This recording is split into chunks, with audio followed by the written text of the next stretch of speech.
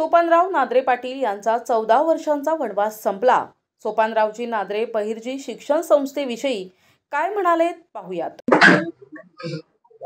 तुम्हाला एकाच मुद्द्यावर सांगतो, आमचं रिट पिटिशन होतं हायकोर्टात। अगोदर आम्ही इथून गेलो होतो एसीसी कडून, त्यांनी मला सचिव पदावरून काढलं। त्यांनी सगळ्या प्रोसेसने आम्हीच होतो चॅरिटी कमिशनरकडे, एसीसी कडे माझाच नंबर, मीच होतो सचिव, जॉईंट सीसी कडे मीच होतो। त्यांनी त्याच्या विरुद्ध अपील केलं हायकोर्टात, आणि हायकोर्टात त्यांनी मागणी केली की हे सचिवपद नियमानं नाही। हायकोर्टाने तेच मान्य केलं, मागचे निर्णय होते तेच कबूल केली। त्याच्यावर मी सचिव कायम राहिलेलो, मला आता कार्यकारिणीचा अधिकार पोहोचलेला आहे तिथं। फक्त हायकोर्टाने त्यांना 6 आठवड्याची स्टे दिलेला। सुप्रीम किती वर्षाचा संघर्ष चाललाय?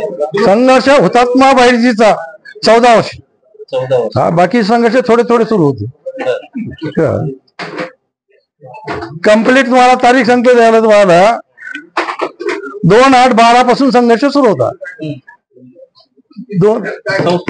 संस्थेचा हुतात्मा बहिर्जीचा 2012 पासून संघर्षामध्ये तुम्हाला कोणाकोणाचं महत्वाचं सहकार्य? मला एक तर माझा स्वतःचा कॉन्फिडन्स होता म्हणून मी केलं, आणि मला हळूहळू हे मग राजूभाई आले, शिवाजीराव आले। शिवाजीराव एकदा दोनदा बोलले कारखान्याचे, आणि साहेब मला हुतात्मा बहिर्जी मी माझं लिहिणार, आणि या सगळ्याच होतं। जुन्या कार्यकारिणीत आडगिन साहेबाचं होतं, सगळ्यांनी सगळं केलं माझ्यासोबत।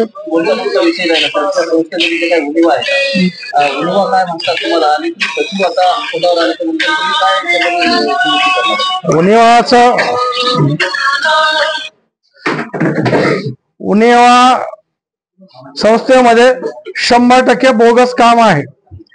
पहिलं माझी ड्युटी तिथं ते काम थांबविली।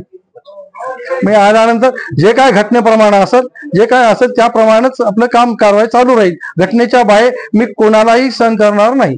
अध्यक्ष येऊ का संचालक असो, की माझा भाऊ येऊ की माझा नातू येऊ, कायद्यात बसेल ते बसेल। शेवटचा प्रश्न असा आहे की बोगस आणि बनावट कागदपत्र त्यांनी तयार केली, बरोबर? हो। तुमची जी मागणी समजा केवळ तुम्ही आता सचिव म्हणून समाधान आहे त्याच्यावर, परंतु आता ती ऑलरेडी पेंडिंग आहेत। हायकोर्टात बी 2 मॅटर पेंडिंग आहेत, आणि जॉईंट सीसीकडे पेंडिंग आहेत।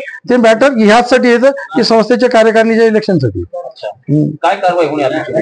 कारवाई माझा कॉन्फिडन्स, माझा याचं जे सांगते की 100% हे सगळं रद्द होणार, आणि 434 वर आम्ही येऊन बसणार सभासद। ते जुने पुनर्जीवंत होतील, जे यांनी मृत म्हणून घोषित केले ना ते जिवंत होते। फौजदारी गुन्हे दाखल होतील असं वाटतं का? ते मी नाही बोलू शकत।